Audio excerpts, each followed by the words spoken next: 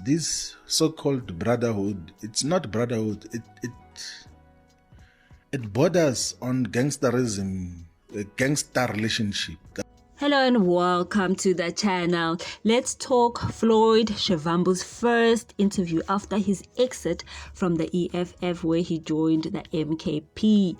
Let's get into it. If you have come this far in the video, please give this video a thumbs up and let's further look at what Floyd had to say. Well, when Mpofu announced yesterday on Friday that he will be posting the video of his interview with Floyd Shivambu on his channel, please go and check it out. It's up now. What I liked is that Caesar tried to break it up into different segments: the EFF, Julius Malema, MK, the GNU, the future. On his relationship with the EFF's Julius Malema, he did say that it was just a political relationship. And on brotherhood, as you have seen in the video, he says there's a difference between brotherhood and gangsterism, when a person is obviously forcing you to do things. Tell the story of the decision to leave. When I was still in the EFF, and then he asked me the question, what is the relationship with the president of the EFF? I said this political relationship. I actually made an emphasis on it's a political relationship that we had. Yeah. But the relationship was political relationship. And that's interesting. That is how it is.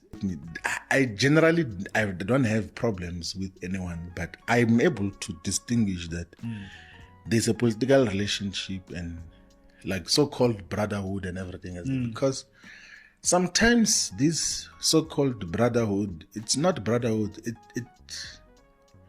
it borders on gangsterism, a gangster relationship that we're together. If a person is wrong, we can't call each other to order. Well, on Julius Malema, he does really say that it was a political motivated relationship, and he believes that he was also very much central to the formation of the EFF. He says that he is the one who came up with the name EFF and also the title of CIC instead of president. He also names the 7 pillars. The 7 cardinal pillars of the EFF were a brainchild of his. He includes a lot of organizational, documentation and formation was part of his work, which from when I heard that, I feel like Julius Malema will definitely be changing things at the EFF, because I don't think he'll want this hanging over his head, especially if this relationship has really gone sour as it is right now.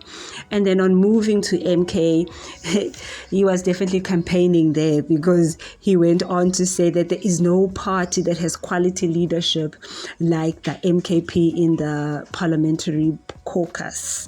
But he claims that he saw the opportunity to join another progressive party similar to the EFF in terms of foundational principles, and he felt that in MKP he didn't want to see it implode. So he wanted to assist it after seeing many attempts from the media to destabilize it. So he said that he wanted to use his experience in forming a party and stabilizing it to boost another progressive party. And he spoke again all these big words about neoliberalism and left political parties and right political parties. That are used to confuse us citizens, so that they can make decisions like they did at Codesa that later on disadvantage us.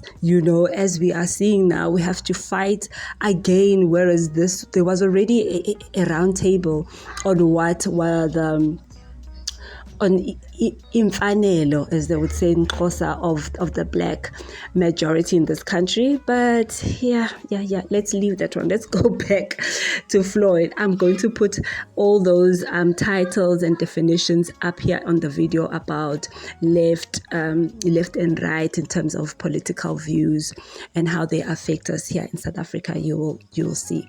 So, but he insists then on the Zuma capture, state capture, that Zuma was not fingered as any of the people who were involved in state capture. It was just mere hearsay, and there's no evidence that points to that.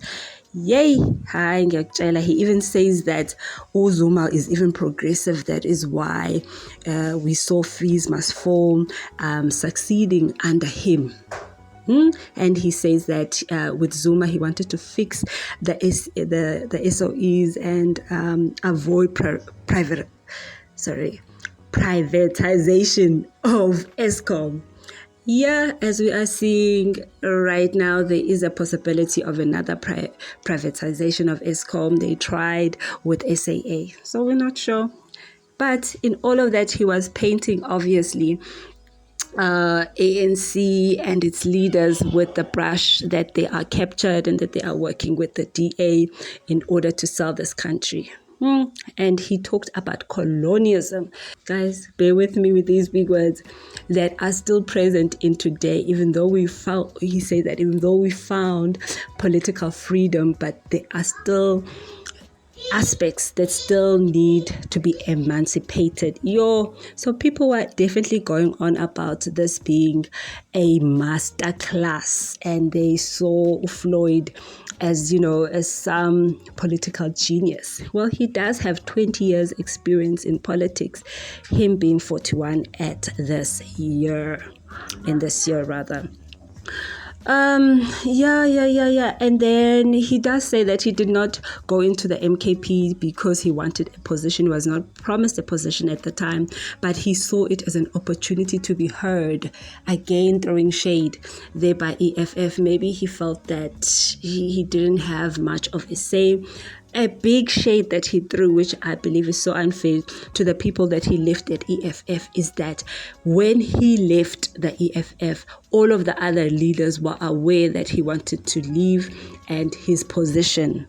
Meaning now Juju is going to be looking over his shoulder as to who is going to best backstab me. And he actually called backstabbing some sort of gangsterism out as well, because why are we talking about knives when we're talking about politics?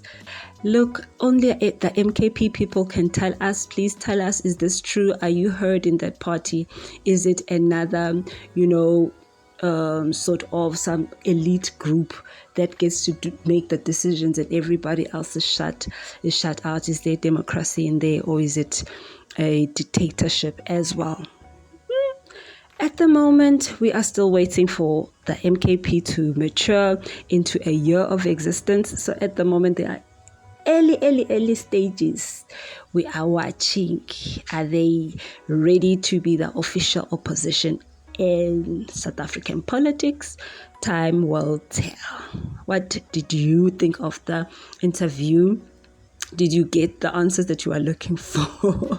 And let me know down below. Give this video a thumbs up, please, and I will see you on the next video.